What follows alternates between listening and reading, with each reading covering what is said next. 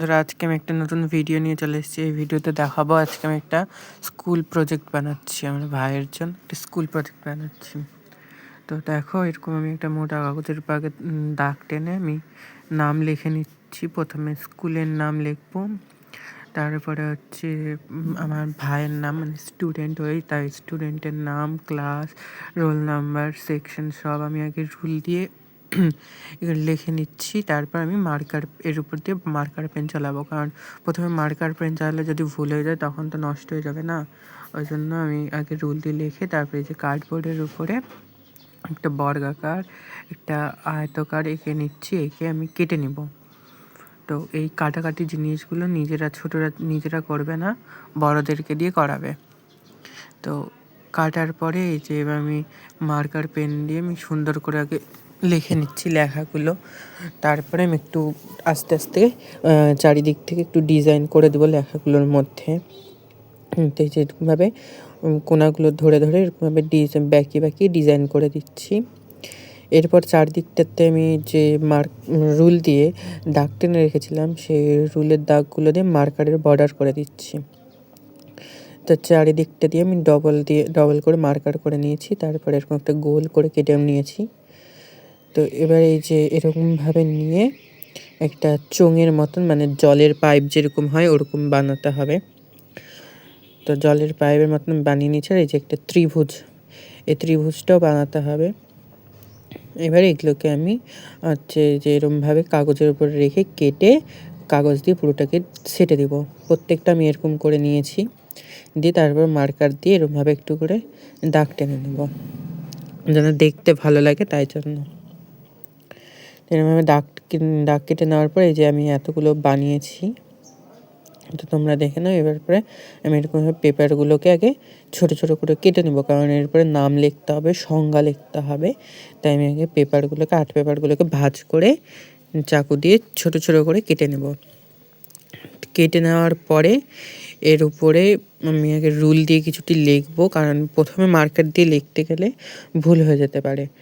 ওই জন্য আমি আগে রুল দিয়ে লিখবো। তো সবটি কেটে নিয়েছি। এই যে এরপরে আমি রুল দিয়ে দাগ টেনে নিচ্ছে চারধার দিয়ে, দেখতে সুন্দর লাগে। তাই জন্য আমি আগে দাগ টেনে রুল দিয়ে লিখে নেব।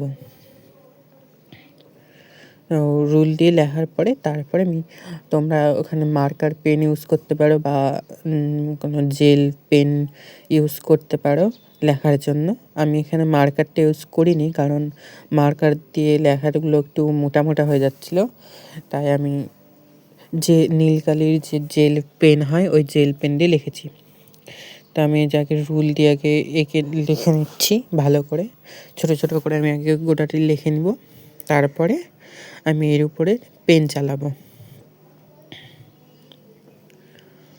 তো তোমরা দেখো, আমার লেখা হয়ে গেছে। এর উপরে আমি পেন চালিয়ে এরকমভাবে লিখে নিচ্ছি। তারপরে যে এগুলোকে আমি একটা করে সাঁটাবো, একটা করে বর্গাকার সাঁটাবো, তার সংজ্ঞাগুলো সাঁটাবো, একটা আয়তকার সাঁটাবো, তার সংজ্ঞা, একটা বৃত্ত, তার সংজ্ঞা।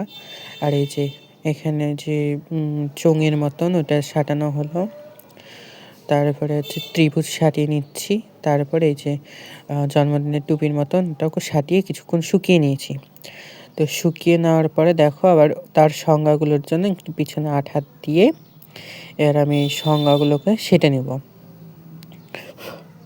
সংজ্ঞাগুলোকে ভালো করে সারতে হবে, যেন উঠে না যায় পরবর্তীতে।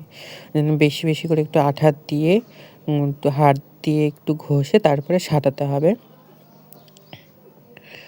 এরকমভাবে গোটাতে সবটিতে সাঁটিয়ে নিতে হবে। সাঁটানোর পরের লুকটা আমি দেখাচ্ছি কেমন লাগছে। আমার সব সাঁটানো হয়ে গেছে, আমি শুকিয়ে নেব কিছুক্ষণ। শুকিয়ে নেওয়ার পরে তারপরে এই যে এইভাবে দাগ টানবো সাইডগুলো দিয়ে একটু ডিজাইন করার জন্য আমি মার্কার ব্যবহার করে আমি দাগ টেনে নিচ্ছি। নিচেরগুলো স্কেল দিয়ে দাগ টানছি, কারণ হাত দিয়ে যদি টানলে যদি মানে উঁচু নিচু হয়ে যায়, তাই জন্য আমি আগে স্কেল দিয়ে ভালো করে দাগ টেনে নিচ্ছি। তো এখানে দেখো, এই ছোট ছোট জায়গাগুলোর মধ্যে না স্কেলটা ঢুকছিল না, তাই আমি এখানে বাধ্য হয়ে হাত দিয়েই টানতে হয়েছে। সবটিতে আমি এরপরে হাত দিয়েই টেনে দিয়েছি। একটু মোটা পাতলা হয়েছে, ওটা কোনো ব্যাপার হবে না, মেকআপ হয়ে যাবে।